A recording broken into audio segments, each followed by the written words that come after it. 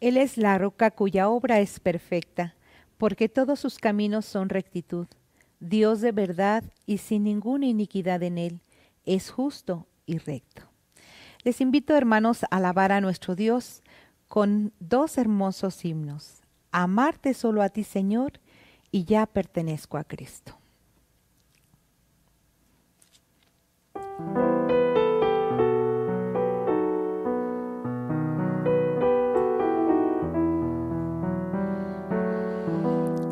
Amarte solo a ti, Señor, amarte solo a ti, Señor, amarte solo a ti, Señor, y hacer tu voluntad,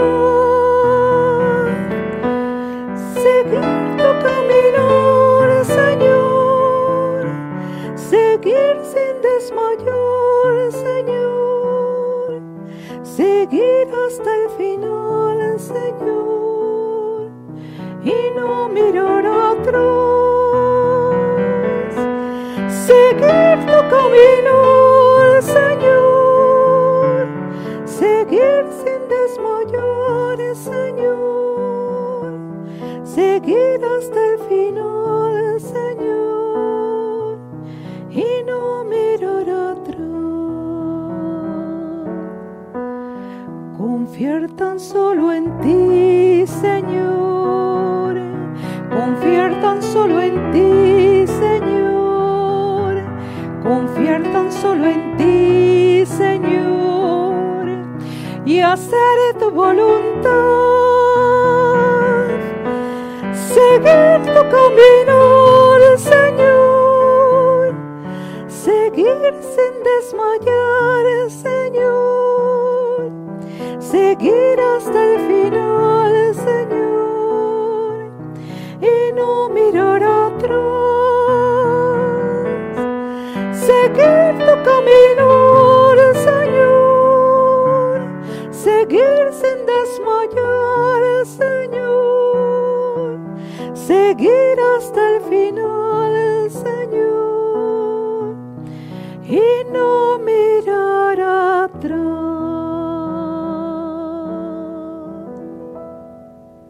Sigamos alabando el nombre de nuestro Señor con el himno Ya pertenezco a Cristo.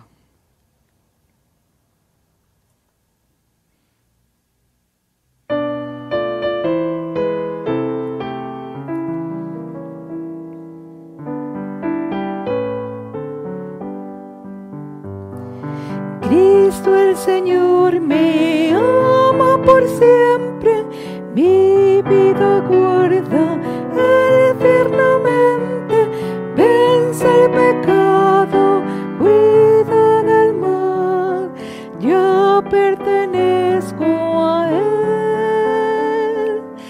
Ya pertenezco a Cristo, Él pertenece a mí, no solo por el tiempo aquí, mas por la eternidad.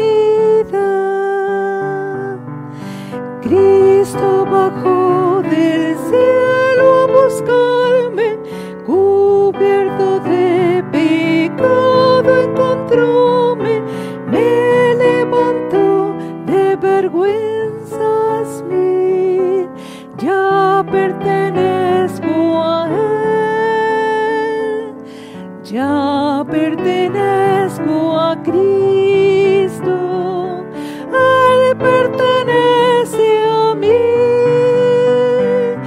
no solo por el tiempo aquí, mas por la eternidad. Gozo indecible inunda mi alma, ya libertado estoy y vivido, llena está de felicidad, ya pertenezco a Él, ya pertenezco a Cristo, Él pertenece a mí, no solo por el tiempo aquí, mas por la eternidad.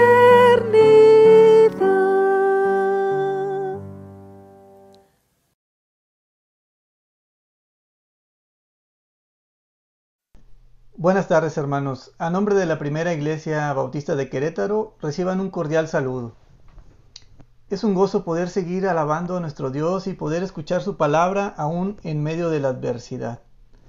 Para ello les invito a buscar en sus Biblias el texto que será pie para la meditación de esta tarde, el cual se encuentra en Mateo capítulo 1, versículos del 21 al 25. Dice la palabra del Señor: Y dará a luz un hijo, y llamarás su nombre Jesús, porque él salvará a su pueblo de sus pecados. Todo esto aconteció para que se cumpliese lo dicho por el Señor por medio del profeta cuando dijo: He aquí una virgen concebirá y dará a luz un hijo, y llamará su nombre Emmanuel, que traducido es Dios con nosotros. Y despertando José del sueño, hizo como el ángel del Señor le había mandado, y recibió a su mujer. Pero no la conoció hasta que dio a luz a su hijo primogénito, y le puso por nombre Jesús. Oremos para ponernos en las manos de nuestro Dios. Bendito Padre Celestial, te pedimos nos ayudes a escuchar tu palabra, Señor, a poner nuestras mentes y nuestros corazones dispuestos a tu voz, y a discernir el alimento espiritual que tú tienes el día de hoy para tus siervos. Te lo pedimos en el bendito nombre de tu Hijo amado Jesucristo. Amén. Hermanos, si le preguntáramos a cualquier persona que fuere pasando por la calle si ha oído hablar del Titanic, estoy casi seguro que nos respondería que sí, ya que se han hecho varias películas y documentales del famoso barco que se hundió. Yo, en lo particular, vi la versión con Leonardo DiCaprio y tengo grabada en mi mente varias escenas de la película. En particular la escena donde los protagonistas, Leonardo y Kate, están varados en el mar sobre un tablón de madera. Ahora, si usted no ha visto la película, le invito a hacer el siguiente ejercicio. Por favor, cierre sus ojos y súbale el volumen a su imaginación.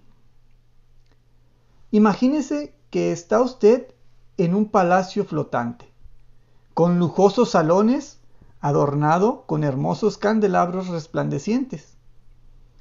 Es la hora de la cena y usted baja por unas enormes escaleras al restaurante donde están dispuestos espectaculares banquetes con la más deliciosa comida que jamás haya podido probar su paladar. Y ahora usted se sienta a la mesa con los hombres más ricos del mundo a disfrutar la cena sin la más mínima preocupación de cómo va a pagar la cuenta, ya que usted es el dueño del banco más grande del mundo, donde todos los ricachones con los que convive tienen guardado su dinero. Pero de repente, a las 23:40 horas, como cuenta la historia, sucede lo que ya sabemos. El Titanic choca contra un iceberg, el cual parte por la mitad del barco. Y poco antes de las 2:20 horas, al Titanic se lo traga el mar. Y ahora usted está en la mitad del océano Atlántico, congelándose y pataleando desesperadamente para no hundirse. Y todos los lujos y el dinero que hace un instante tenía no le pueden ayudar en nada. Ni siquiera lo recuerda en ese momento. Lo único que busca es algo de qué aferrarse con todas sus fuerzas. Y de repente se encuentra con un gran pedazo de madera que flota hacia usted y desesperadamente con sus últimas fuerzas logra alcanzarlo, salir del agua y montarse en él. Entonces su alma y su cuerpo encuentran descanso y le da la esperanza necesaria para seguir a flote y aguardar la oportunidad de ser rescatado. Ahora, en ese momento, su más valiosa posesión es un gran pedazo de madera. Gracias, hermanos, ya podemos abrir nuestros ojos.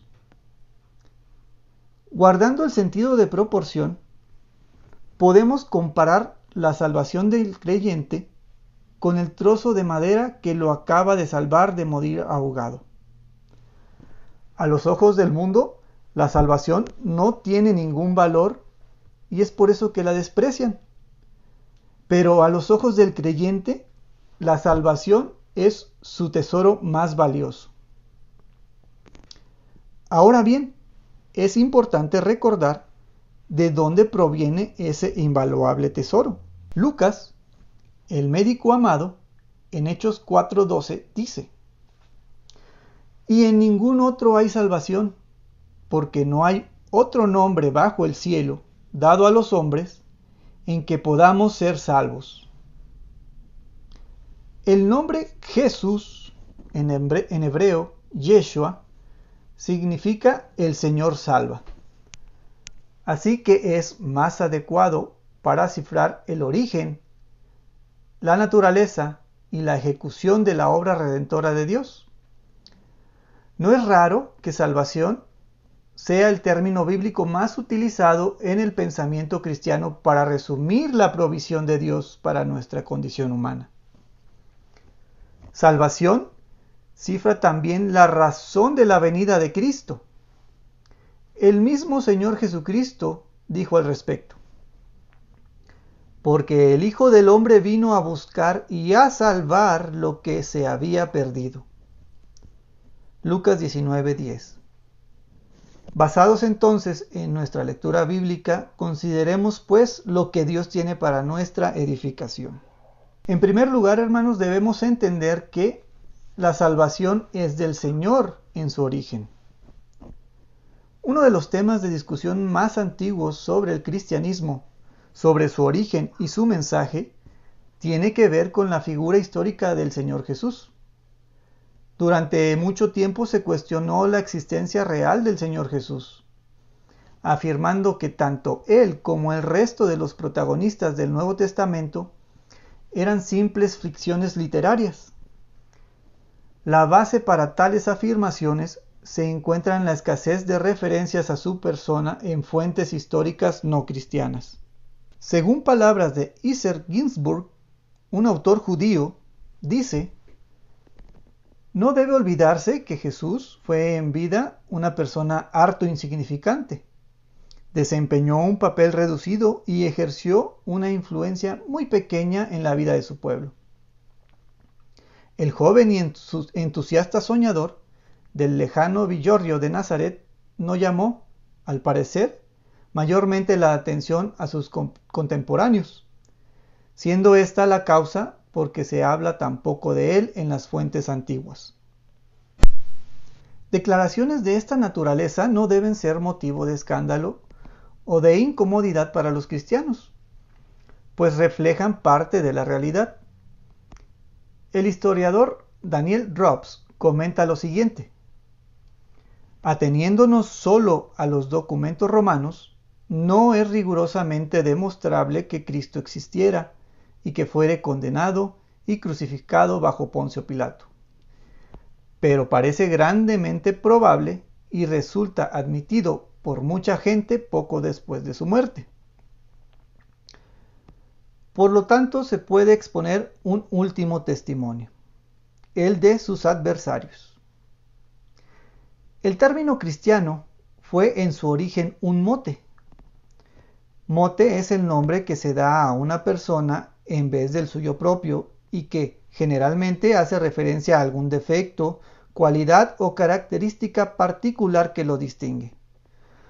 Por lo que cabe la pregunta: ¿de dónde hubiera venido el término si se hubiese admitido que Cristo no había existido?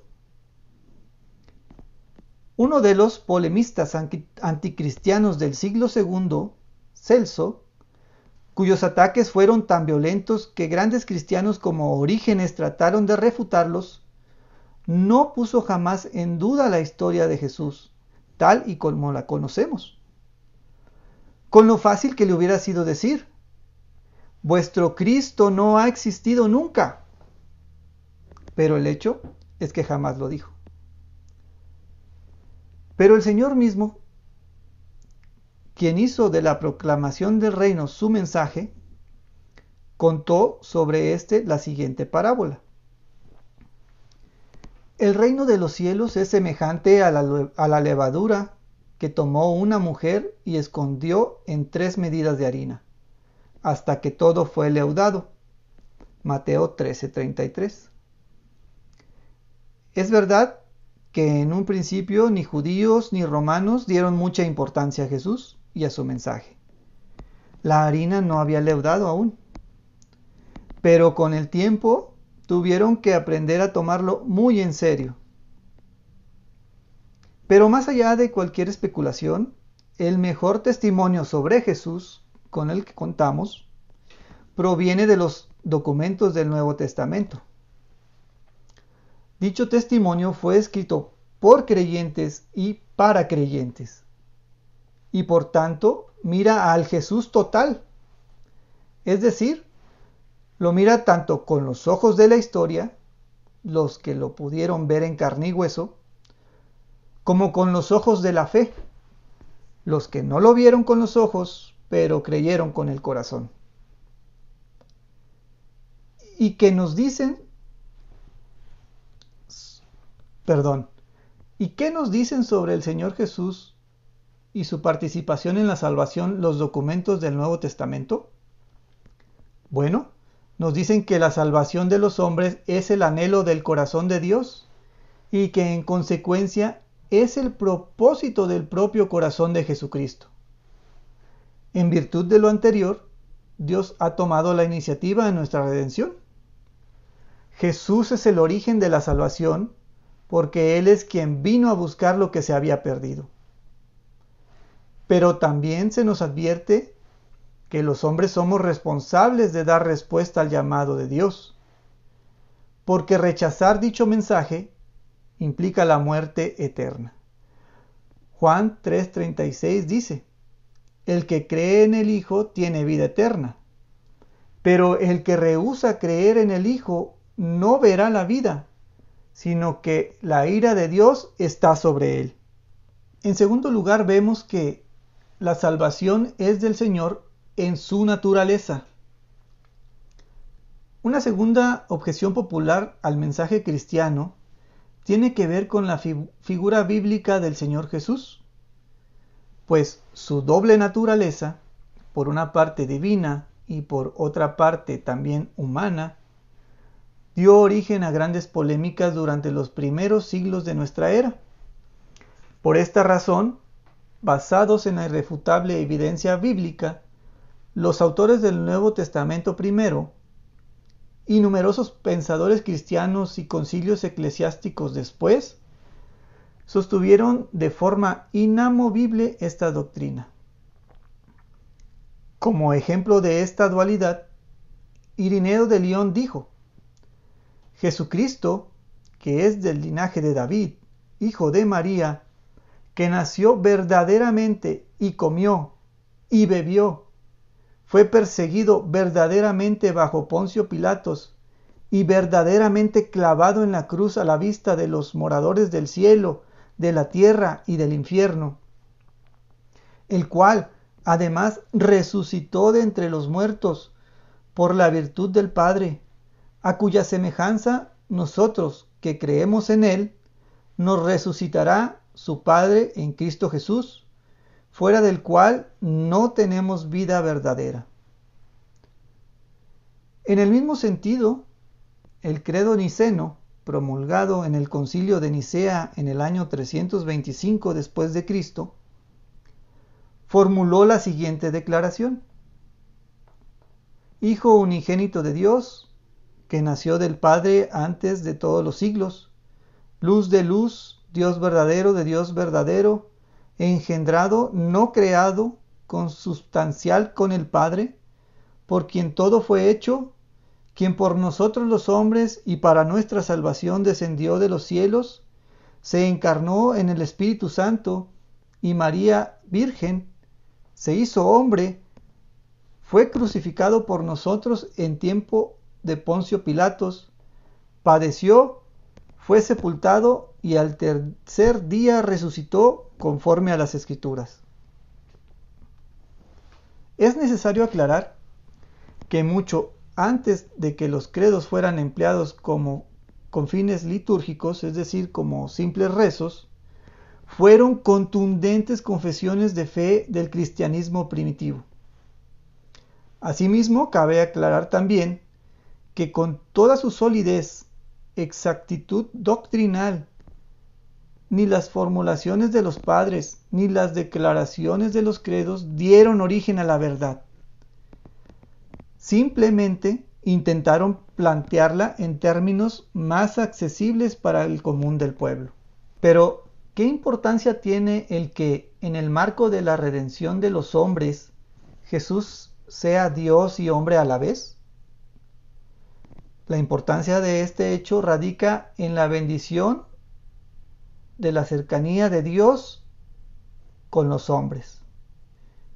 Es decir, significa que como hombre, Jesús conoce y entiende nuestras debilidades, nuestras limitaciones e imposibilidades. Pero como Dios, ha provisto una solución divina a nuestros males. La salvación prometida era algo que solamente Dios podía cumplir. En síntesis, para salvarnos, Dios no vino con su gloria plena de Dios, sino más bien como hombre. Y como tal, se autolimitó y escondió su gloria, siendo Cristo uno con Dios e igual a Dios. Al hacerse como uno de nosotros, tomó la forma de un esclavo y fue entonces capaz de compartir nuestras tristezas, de llevar nuestras cargas, expiar nuestros pecados y unirnos a Dios. Por esta razón, el influyente teólogo Karl Barth afirma que sorprendentemente es en la humillación de la cruz donde la divinidad de Cristo se revela más plenamente. Es en la bajeza y el sufrimiento de la cruz el Dios verdadero manifiesta en verdad su naturaleza divina, que es su libertad de amar a la humanidad de esta manera, en contraste con todos los dioses falsos que no pueden hacerlo.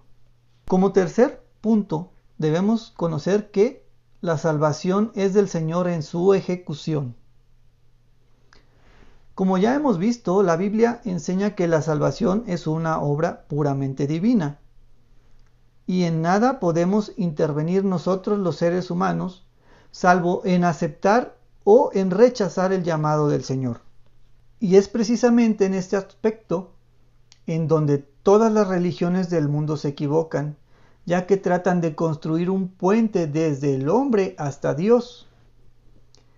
Y es ese puente el que pretende sostenerse sobre prohibiciones, mandamientos, sistemas morales, sacrificios, etc. Preceptos que en la historia del Antiguo Testamento nos enseñan que solo conducen al fracaso. En contraste, en el cristianismo de Dios, que ha tendido un puente desde Él hacia nosotros, y ese puente es su Hijo Jesucristo. Por esta razón Jesús dijo: ninguno puede venir a mí si el Padre que me envió no lo trajere. Juan 6:44. El Padre es quien ejecuta la acción de traer a un ser humano a la conversión. Esto significa, en otras palabras, que por medio de su Espíritu, Dios influye poderosamente sobre la mente, el corazón y la voluntad del hombre, para que reciba a Cristo con fe viva y verdadera. Es decir, actúa sobre toda su personalidad. Cuando el Señor ejecuta su acción de salvación en el hombre, salta a la vista en él, cambia su forma de hablar, dejamos de decir palabrotas, cambia su forma de ver, buscamos ver solo lo bueno, cambia la forma de oír, nos ayuda a percatarnos de los labios lisonjeros y de los que no conviene escuchar. Y empezamos entonces una metamorfosis espiritual y comenzamos a reflejar a Jesús en nuestras vidas. Y durante todo el proceso de la salvación, desde el principio de esta hasta su culminación, debemos saber que el poder viene de lo alto, es real y efectivo. Es Dios quien lo hace.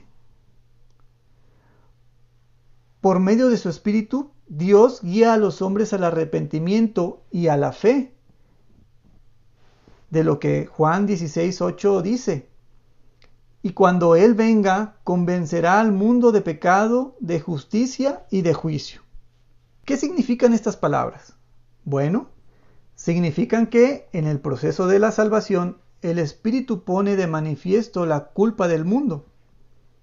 Pero no solo pone al descubierto el pecado, sino que hace despertar la conciencia de culpa en el corazón de los hombres.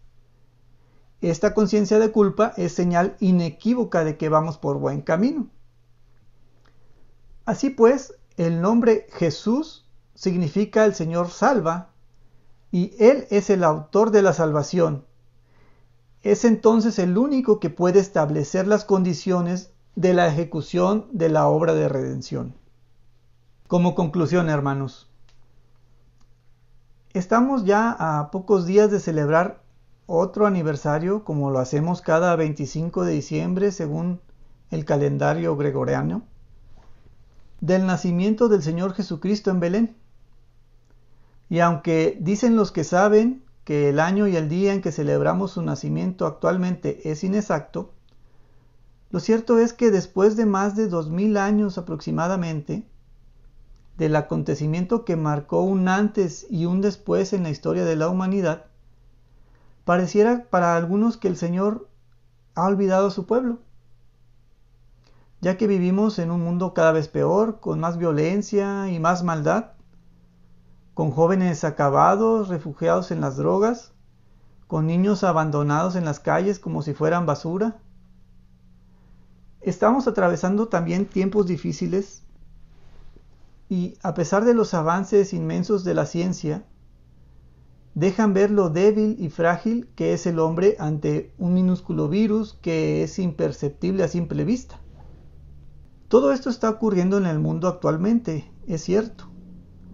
La Biblia lo advierte clara y llanamente. Y por haberse multiplicado la maldad, el amor de muchos se enfriará, dice Mateo 24:11. Pero más cierto es también que en aproximadamente 4000 años de cronología bíblica, no hemos terminado de aprender lo que el Señor Jesús tiene para enseñarnos. Carlos Spurgeon, en una de sus predicaciones decía: Jonás aprendió esta buena teología en un extraño colegio. Lo aprendió en el vientre de la ballena, en los abismos de la tierra. La mayoría de las grandes verdades de Dios deben aprenderse en medio de la tribulación.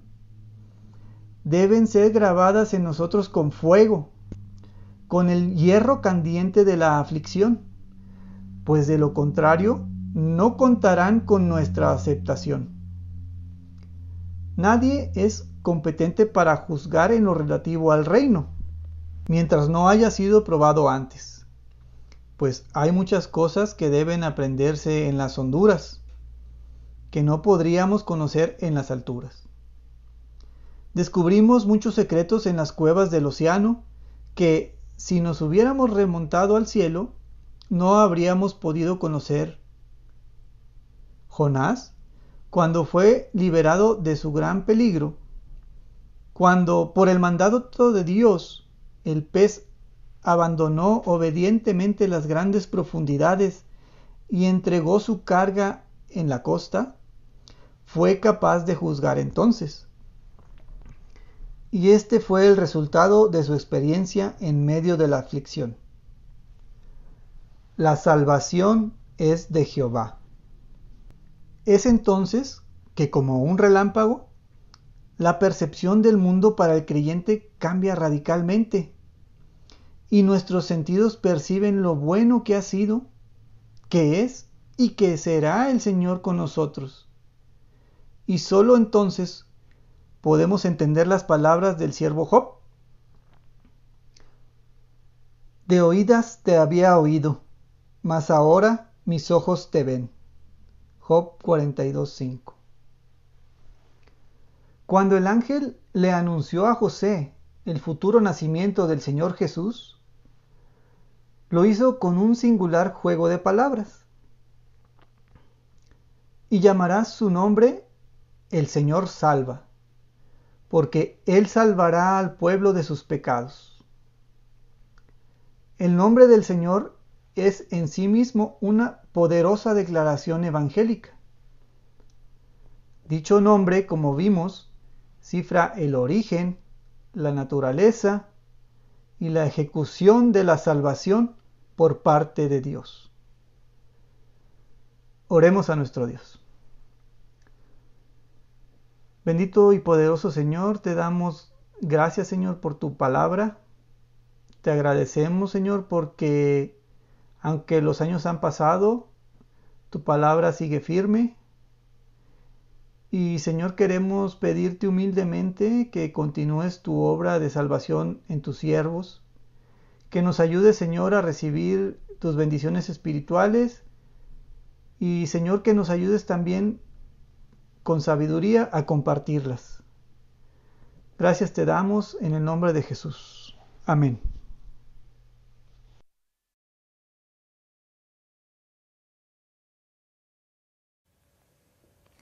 Les invito, hermanos, a entonar a nuestro Dios el himno Sembraré la simiente preciosa. Dice en Lucas 8:11, esta es pues la parábola, la semilla es la palabra de Dios.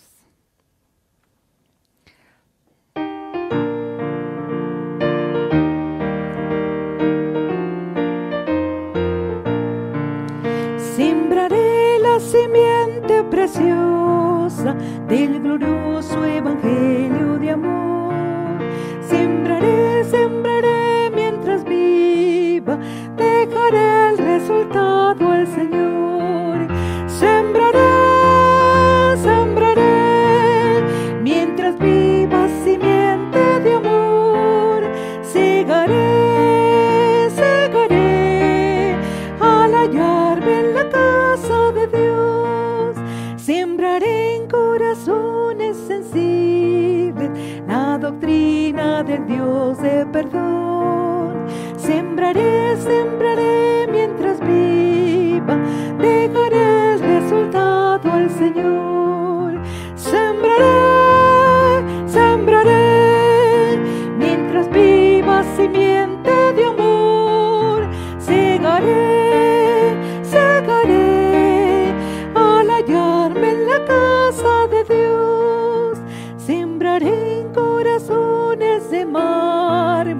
la bendita palabra de Dios. Sembraré, sembraré mientras viva, dejaré el resultado al Señor.